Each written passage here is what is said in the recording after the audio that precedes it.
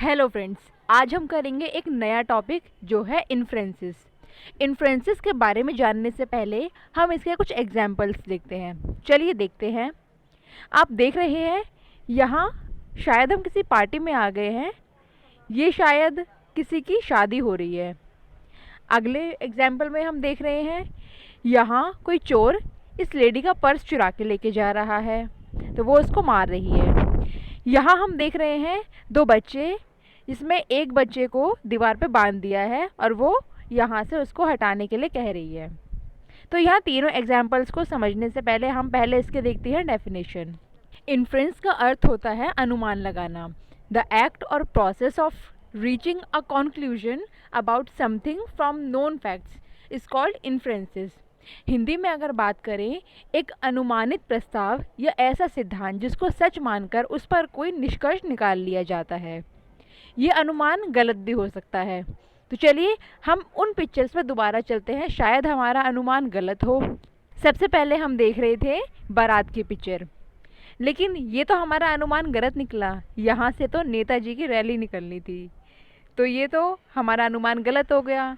अगली पिक्चर में हम देख रहे हैं यहाँ तो शूटिंग चल रही थी, लेकिन हमने अनुमान लगाया था कि ये लेडी का पर्स ये चोर चुरा के भाग रहा है। और इस पिक्चर में हमने अनुमान लगाया था कि वो बच्ची इस दीवार से उसको हटाने के लिए कह रही है, बल्कि असल में ये तो दोनों खेल रहे थे और वो दोनों हंस भी रहे हैं। यहाँ तीनों हमारे अनुमान गलत निकले। तो इसका कंक्लूजन ये निकला, अगर हमारा अनुमान गलत निकलता है तब हम इसको क्या कहेंगे? तब हम इसको कहते हैं फैलेसी। तो फैलेसी हमेशा गलत अनुमान होता है। तो चलिए अब हम देखते हैं कुछ फैलेसी जो गलत अनुमान पे आधारित होती हैं। लेकिन मेन बात यह है कि इन्फ्रेंसेस के क्वेश्चन कैसे पूछे जाएंगे।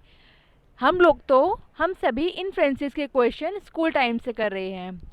हम 6th क्लास में ही थे, तब से ही प्रोज पैसेज कर रहे हैं। उनमें पैसेज को पढ़ के जो हमें उसका टाइटल देना होता था, ये इन्फ्रेंसेस का क्वेश्चन होता था। लेकिन इसके अलावा इन्फ्रेंसेस का गलत अनुमान होने से जब फैलेसी होती है तो क्वेश्चन गवर्नमेंट एग्जाम्स में फैलेसी से भी पूछे जाते हैं, जिसमें ये टॉपिक सिलेबस में होता है। तो चलिए देखते हैं अब हम कुछ फैलेसीज को। फैलेसी कई प्रकार की होती हैं। सबसे पहले हम बात करेंगे the fallacy of composition. Composition शब्द कंपाउंड से बना है। इस फैलेसी में हम पार्ट से होल की तरफ जाते हैं। एक एग्जाम्पल से इसको समझते हैं। Each brick in that building weight less than a pound, therefore the building weights less than a pound. Part से होल की तरफ जाते हैं। चलिए एक एग्जाम्पल से समझते हैं।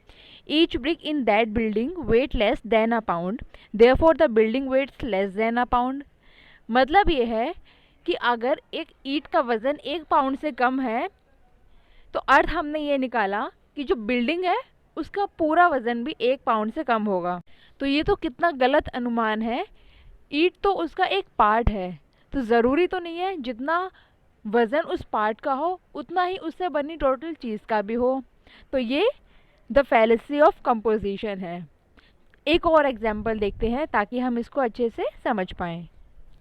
अगला एग्जाम्पल है, hydrogen is not wet, oxygen is not wet, therefore water H2O is not wait.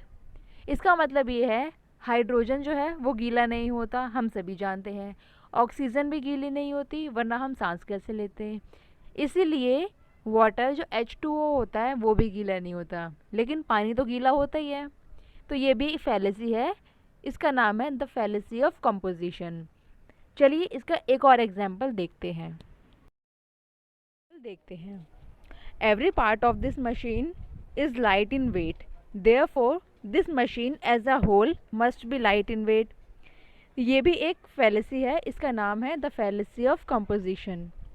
इसमें बताया गया है कि अगर मशीन का एक पार्ट बहुत लाइट है, इसका मतलब ये हुआ कि पूरी मशीन का वेट बहुत लाइट होगा। तो ये भी एक फैलेसी हुई। तो ये तीनों जो एग्जाम्पल है ये है द फैलेसी ऑफ कंपोजिशन। इसके बाद हम और भी फैलेसीज को देखेंगे। तो चलिए मिलते हैं अगली वीडियो में। शेयर करें, लाइक करें, सब्सक्राइब करें। Thank you.